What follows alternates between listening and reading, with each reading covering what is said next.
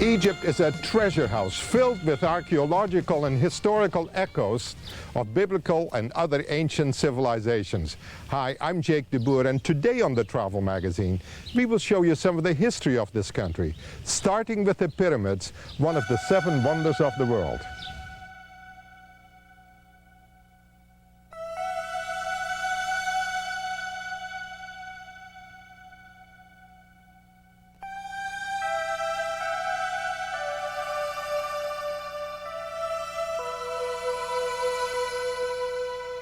The pyramids, it's only for the kings and or for the rulers who rule the country during this time. It will be as a palace in the afterlife, and the king will be buried there, surrounding small pyramids for the officials and the relatives. At the beginning it was 9 pyramids, but from the time it was damaged, and only now 3 great pyramids survived. About 100,000 men, they worked and built the pyramid, and they replaced these workers each 3 months. They have different measurements for each pyramid. The Great Pyramid about 187 meters high, and the angle from each side with about 51 degrees.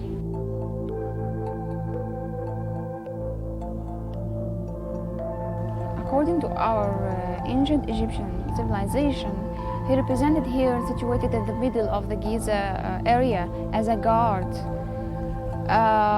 because he has a face of a human being, exactly like King Khafre, who built the second pyramid, and the body as a lion, so it will be frighten the enemies or the thieves.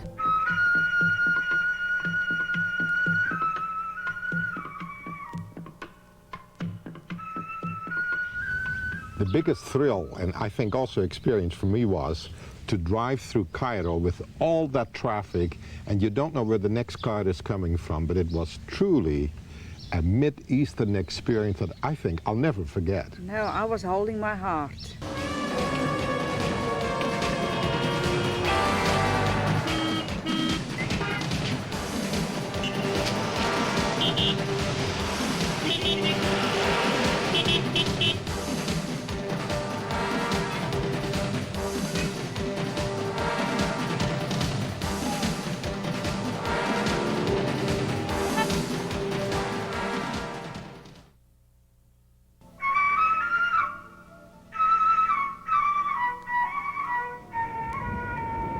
Cairo is both a cosmopolitan city and a living museum. It's this contrast of the ancient and the modern that makes Cairo so fascinating.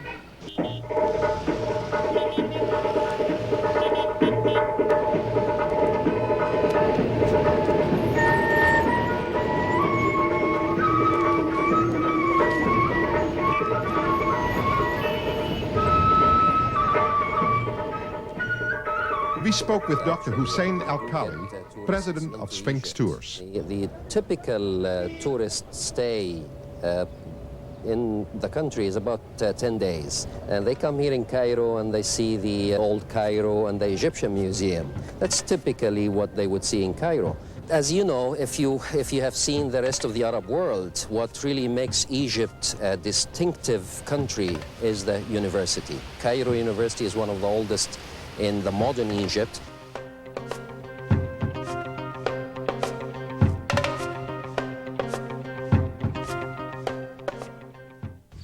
Now, Jake, I know what you enjoyed in Cairo, the bazaar. Tell me, did you got a good price bargaining there? Well, you should know, because if I don't, you always tell me. What do you think? I think you got a very good price, and you enjoy that very much.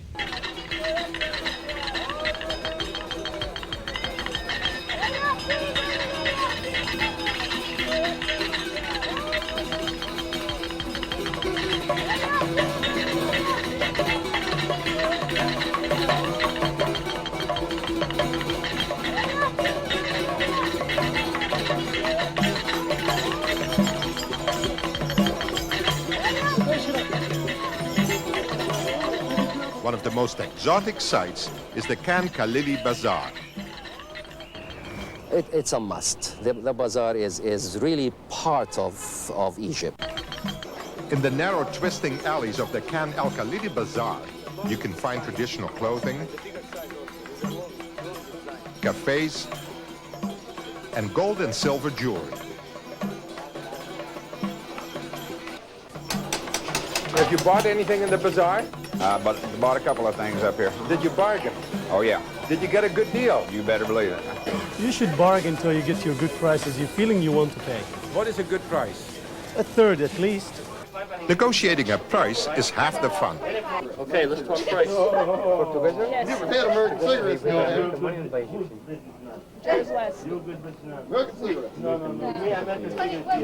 I need 4 of these. What do you call these? 25 for this is Egyptian galabaya. Yeah. Nice kaftan galabaya. 25 for each one. How much? Goodbye. No. Good price. I told you something. One second. Wait, too far apart. I thought I could get 4 for 25. 9, not 2, 4 for 25. You mean you want 100 pounds for 4 of them? 100 that's not much money for the cutting, for Egyptian cutting galabaya. That's not much money. Together, I told you how much you want to spend. But you don't cut my neck. You cut my heart, maybe. You cut my finger. If you are not friend, I don't give you this price. Tell you what, Yeah, you told me. I'll give you 60. You give me 7. No deal. Better deal. No deal. Better deal for you. $20. For this? $30. Okay. Oh, استنى ده ما تقولش استنى انت $30. That's it. Less. Moment. Less. No. I told you something. I will make between. All right, I will make 15. No. I will make between and 2. Okay. Tell you what we'll do. Yeah, tell me. We cut it in half, Yeah. 65. Good luck to you. Okay? Good luck That's to a you. deal. Thank you. Jake, we went up the Nile to Aswan. Tell me about Aswan. What impressed you about it? What impressed me was, the Nile runs through Aswan, but what impressed me the most was getting on an aircraft, flying about half an hour from Aswan and go to the temple of Abu Simbel, where they have restored this whole temple and they've taken it down several hundred feet, and to me that was just an incredible experience.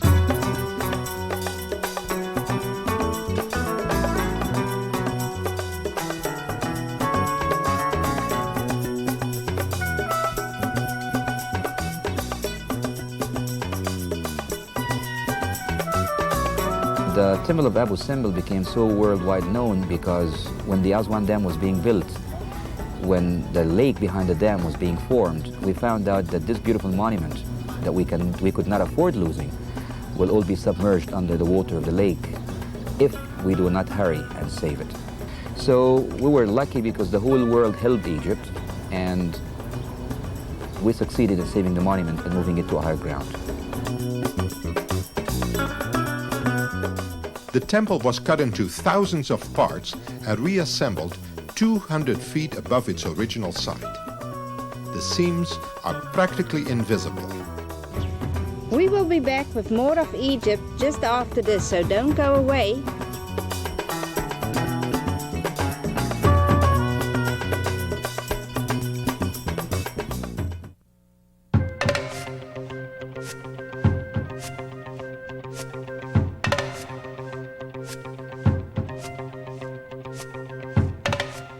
Luxor, the Valley of the Kings. Wasn't that an experience? All of a sudden, you're in an area where the pharaohs are buried several thousands of years ago, in fact, and where I sat with the owner of the place where they make all the things out of marble, smoking the water pipe. I think he had 5 or 6 wives. That was really something.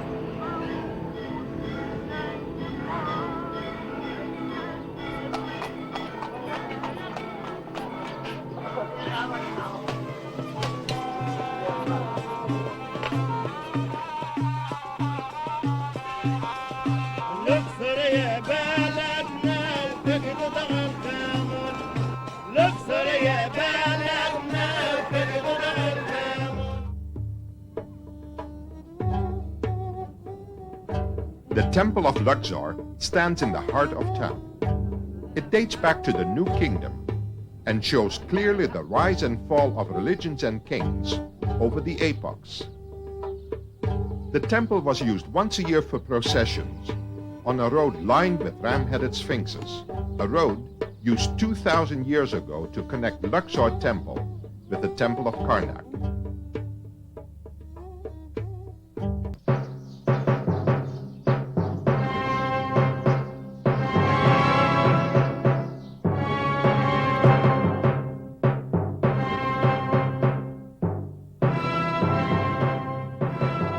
Karnak Temple is one of the biggest temples all over the world. It's built for the dedicated god Amun. It took about 2,000 years to build, and it's a huge temple. It's about 300 acres square. It's about half of Manhattan City. When you see the columns inside the Karnak Temple, it's unbelievable. You never believe it's built by the people in that time. Monuments to the gods, called obelisks, jut to the sky in the center of the temple.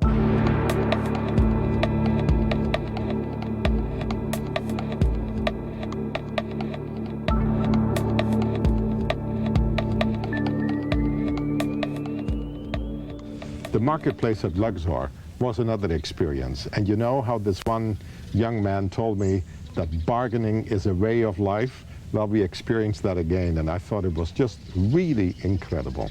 Did you got a good bargain there also? I hope so. The most beautiful thing tourists can enjoy besides the temple and the tomb is to see the normal life. Is to going down to the local bazaars, where they will see the normal Egyptian life, people selling and buying.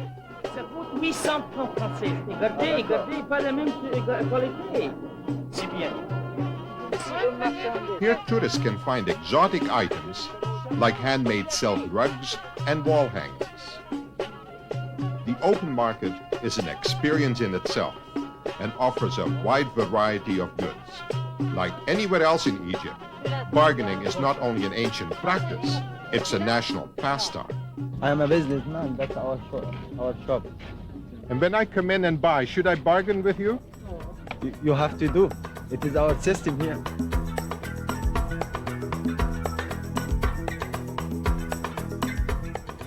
Israel is a true vacation paradise, from its long history and rich civilizations to its Mediterranean atmosphere.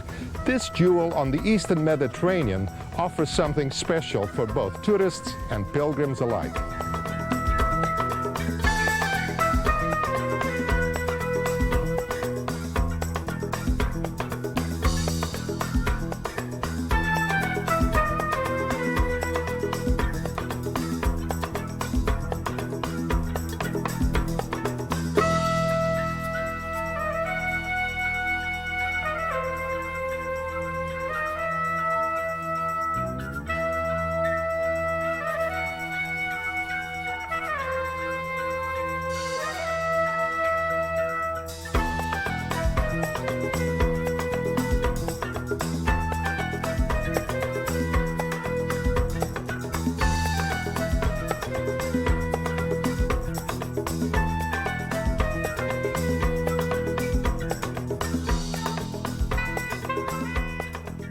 Jerusalem, her name means peace, but there hasn't been very much peace in it. How did you like it? Well, I always wanted to go to Jerusalem, and I love it because it's history and it meant a lot to me. At the center of Jerusalem is the Old Walled City, an area of about 1 square mile. It is made up of 4 quarters, a Christian quarter, a Muslim quarter, a Jewish quarter, and an Armenian quarter.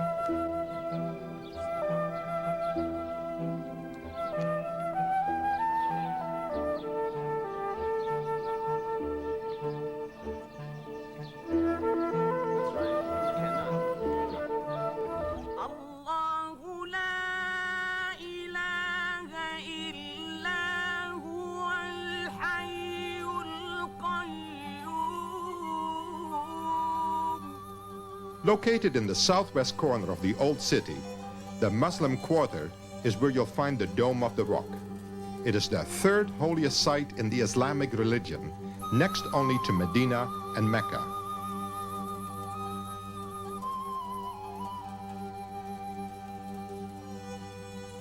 Underneath its golden dome is the spot where the Muslims believe the Prophet Muhammad ascended to heaven.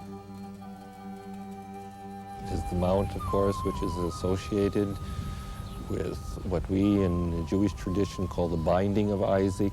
Abraham's faith had been proven beyond all doubt. He had been ready to offer his son. And surely there is a commonality here in that Jews, Muslims, and Christians all look back to Abraham as their one father, and in this have a kind of unity, something uniting us in our common ancestry.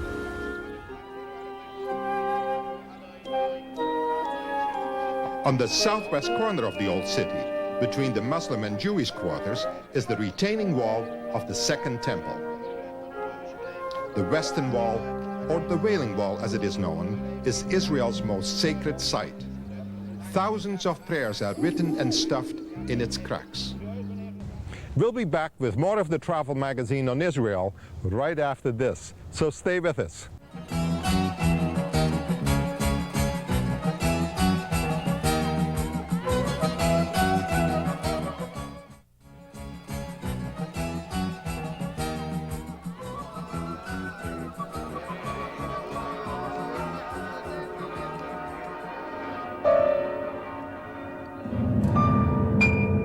The Via Dolorosa traces Christ's path after being condemned by Pontius Pilate.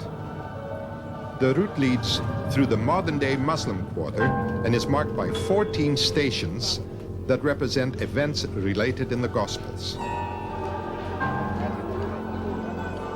Each of these stations are commemorated where people can pause to read the appropriate scriptural passage. It is literally walking in the footsteps of Jesus, coming ultimately to the Holy Sepulchre, which has been a magnet of veneration and piety for countless Orthodox and Catholic pilgrims over the year.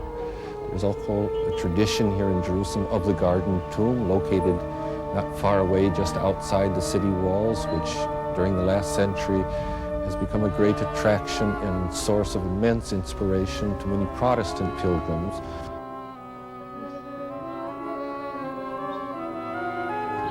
First came here in 1945. The end of the war, I was flying back from the Far East. Yes. And got hooked on the old Holy Land. Everybody does. It's magnetic, draws you back. There's always more and more and more to see. You've come here for the last 3 or 4 summers. Do you think this is where Jesus was buried? It could well have been so. We never make that claim.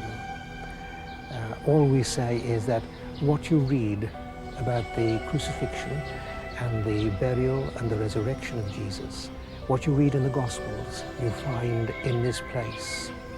There were a lot of children who stood in that tomb with me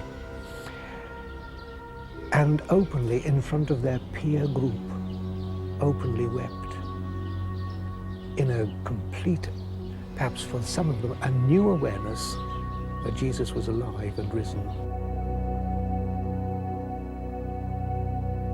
How did you enjoy floating in the Dead Sea? Jake, I loved it. My newspaper got all wet. I couldn't read it, but I loved just to float on top of the water.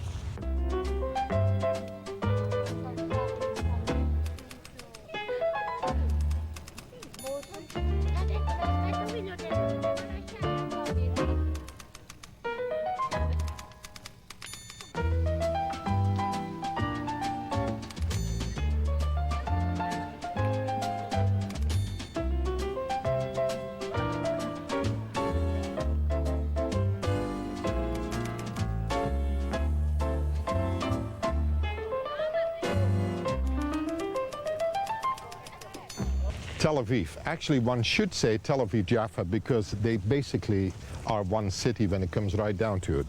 A lot of artists in Jaffa, but in Tel Aviv you have the market, but also the beaches, and you can swim there and people surf. I thought it was incredible. It was.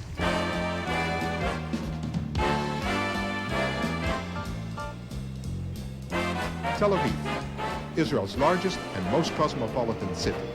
It's the country's financial and commercial center. Tel Aviv is the culture center and the main life site of Israel. You've got this main street, shopping street, and food and cafe houses. That's the Dizengoff Street. There is beautiful beaches here, and people can go just down to the beach, lay down, have the suntan. There is plenty of swim places, fishing, windsurfing, water skiing, whatever you like. The beach in Tel Aviv runs the length of the city all the way to Jaffa in the south.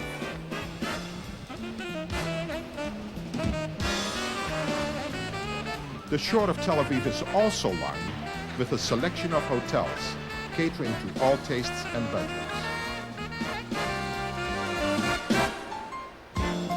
Yafo, or Jaffa, is a creation of the last 30 years in the sense the way you see it today. Before, that was an old city, the central control of the country in the Turkish time, and in the beginning of the century, Jewish people started moving out, building Tel Aviv. Today, Jaffa became more of a culture place, artist center, beautiful view of Tel Aviv, and spending a day in the parks that built around the old reconstructed city of Jaffa.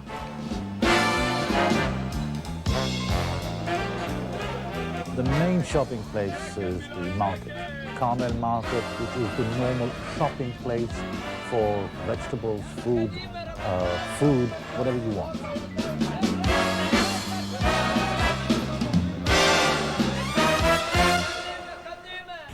Well, that's it for this edition of the Travel Magazine. I hope you've enjoyed it as much as we have. I'm Jake de Boer. I'm Mieke de Boer. Bye for now.